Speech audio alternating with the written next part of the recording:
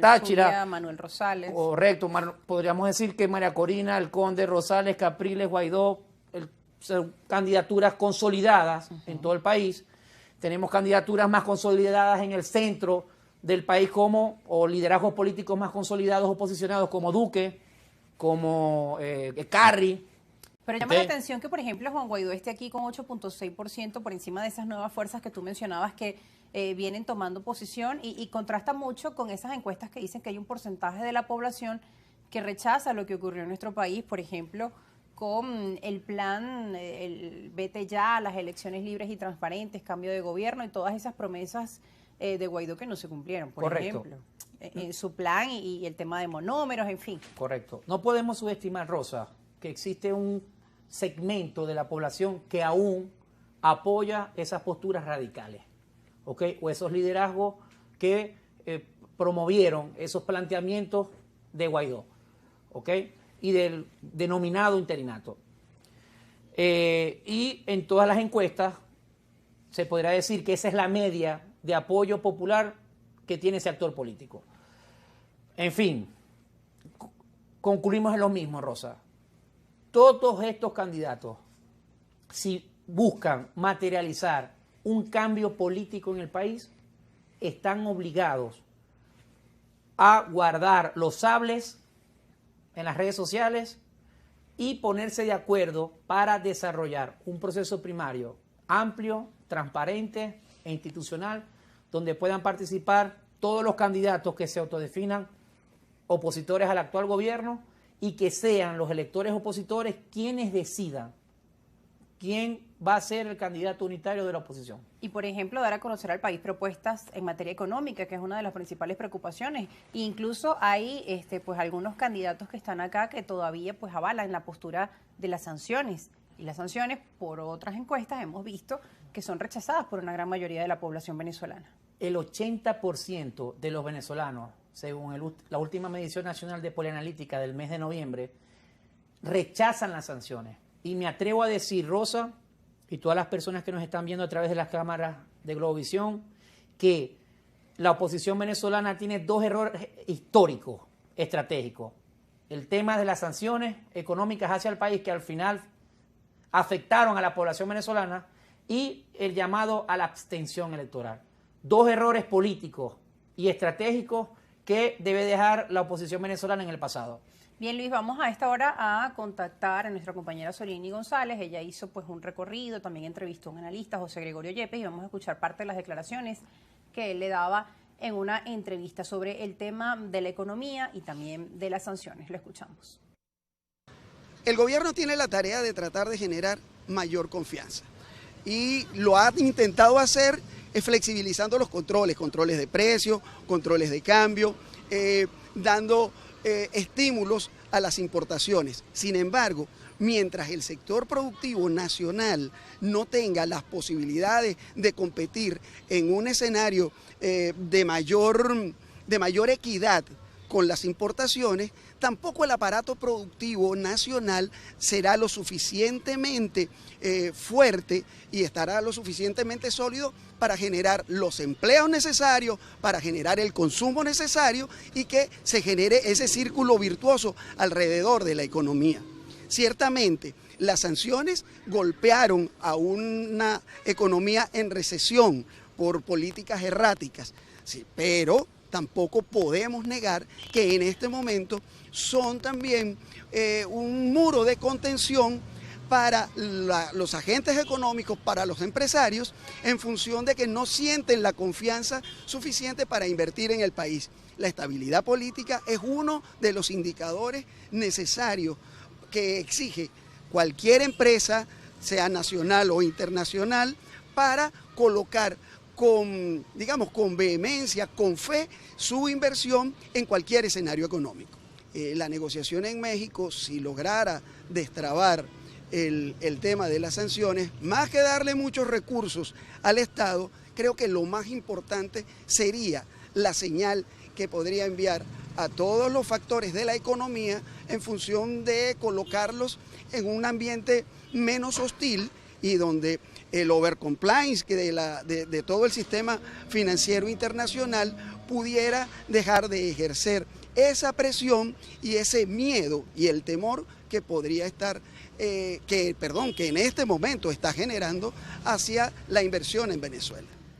Bueno, esa era la opinión de José Gregorio Yepes, periodista y analista político y económico sobre la situación, y ahí estábamos hablando de un punto, de los errores cometidos por la oposición, tema de sanciones y de los retos que tiene el gobierno, y este tema de las negociaciones y los diálogos pues también está allí sobre la mesa. Oposición y gobierno en los diálogos de México, la urgencia de soluciones para la población venezolana.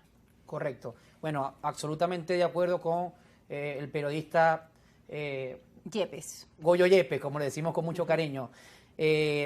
Rosa, cada vez que un líder opositor comienza a hacer lobbies en otros países para que estos países sancionen económicamente a Venezuela, ese líder opositor se convierte en un enemigo, desde el buen sentido de la palabra, del emprendedor, el comerciante, el pequeño empresario, el industrial y el venezolano que está en Venezuela y aspira o tiene esperanza de que la situación económica en el país mejore. Es importante destacar, Rosa, que evidentemente antes de que llegaran las sanciones, la economía venezolana venía en declive. ¿Qué vinieron a hacer estas sanciones? A terminar de afectar la situación económica que estaban viviendo los venezolanos. Y muchos analistas consideran que ha sido la gran excusa del gobierno. Absolutamente. Pero te digo algo, Rosa. Cuando tú vas a la calle y encuestas y le preguntas a los venezolanos, a la población, ¿quién es el principal responsable de la crisis económica del país? La mayoría de los sujetos encuestados no te dicen la guerra económica, no te dicen el imperio y no te dicen que son actores políticos de la oposición que pidieron sanciones. Cuando tú les haces, quien asume y ejerce el poder en este momento. Correcto. Cuando tú le preguntas al sujeto encuestado en la calle quién es el principal responsable de los problemas del país o de la crisis económica, te dicen automáticamente en una lista cerrada que es el presidente de la República, Nicolás Maduro. Ese discurso de la guerra económica, de las sanciones, ¿ok?, es un discurso o una narrativa que va dirigida específicamente al elector autodefinido chavista. ¿Okay? Ese discurso no te lo compra el elector opositor.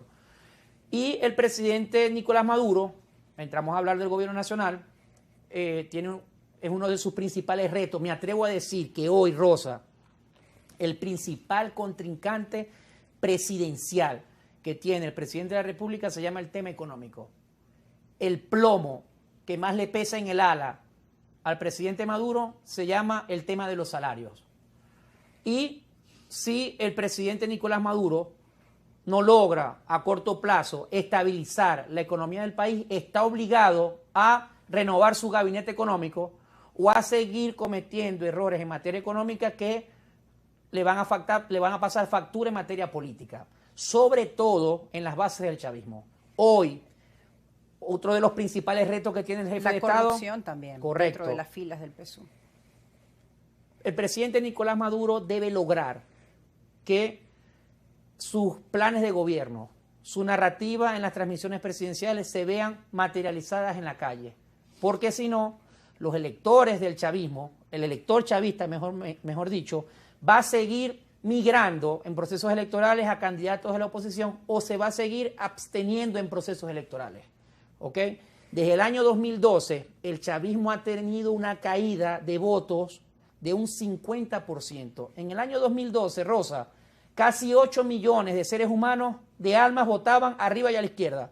Hoy, en las últimas elecciones, solo 4.200.000 personas votaron por el PSUV. ¿Ok? Y a la medida que el gobierno no logre materializar soluciones concretas al tema económico y otras problemáticas del país, la hemorragia electoral del chavismo va a seguir fluyendo. Y el tema de la desigualdad que ha afectado mucho pues también a la figura del gobierno, porque justamente era una de las promesas, más igualdad para todas y todos. Sin embargo, hemos visto cómo lo que muchos califican como un crecimiento económico en algunos sectores, pues otros lo resienten, porque es mucha la diferencia. Lo vemos allí en la Serie del Caribe, unos estadios que también se aplauden porque hay que reconocer lo positivo, pero ¿qué pasa cuando los hospitales no están en primera línea o no tienen los recursos suficientes y entonces la gente siente que se está invirtiendo en donde no es prioridad, ¿no? Correcto. Es otra de las lecturas que hay que hacer. Correcto, Rosa. Considero que el tema de la Serie del Caribe en Venezuela es una gran noticia para el país. Creo que los estadios también activan y desarrollan la economía, ¿ok? Pueden generar fuentes de ingresos, llamar al turismo. Correcto. Pero es eso, ¿no? Que siempre hay grupos que sienten que también deben prestarle atención a otros sectores. Correcto. Y existe un sector importante de la sociedad que critica el tema de hacia dónde se están invirtiendo los recursos y hacia dónde no. Por ejemplo, no tengo duda que el primer semestre del año representa un gran reto en materia económica para el gobierno nacional. El presidente de la Asamblea Nacional, Jorge Rodríguez, fue entrevistado por uno de tus colegas, por Kiko Bautista, a quien le enviamos saludos y cariños, y él le decía a Kiko en la entrevista que del lunes que esperaran 6 meses, cuando Kiko le preguntaba sobre el salario. Decía que este semestre iba a ser Espérate 6 meses y hablamos del salario. Por el bien del país, por el bienestar de los trabajadores, de los maestros, y de la los gente funcionarios dice que públicos. no puede aguantar 6 meses porque la situación es grave. Conocemos Correcto. cuánto cuesta el tema del transporte para llegar a un trabajo, el tema de la alimentación. Correcto. Y lo reitero, Rosa, es el tema económico, el elemento que no deja dormir en paz hoy al presidente de la República, ni siquiera la oposición. Gracias, Luis, por estar con nosotros. Lamentablemente se nos acabó el tiempo. Agradecemos tu visión y que estés aquí, como siempre, brindándonos tus análisis y las últimas encuestas que llevan en Polianalítica. Gracias, Rosa. Siempre es un placer estar aquí acompañándote. Y gracias a ustedes por estar en sintonía. Es parte de las lecturas que hace Luis Aguilar, director de Polianalítica, a propósito de las elecciones del año 2024 y el proceso de primarias del año 2023. Los retos de la oposición y también los retos del gobierno, que no son menores. El tema de la economía, los salarios de los trabajadores, los pensionados, esas respuestas que urgen que sean dados esos resultados para hoy, no para dentro de 6 meses. Correcto. Porque la situación es bastante crítica y sabemos que la respuesta y las soluciones muchas veces no son fáciles, pero sí es momento de buscar algún fondo de emergencia social o acelerar el tema de los diálogos, que también dijeron que estaba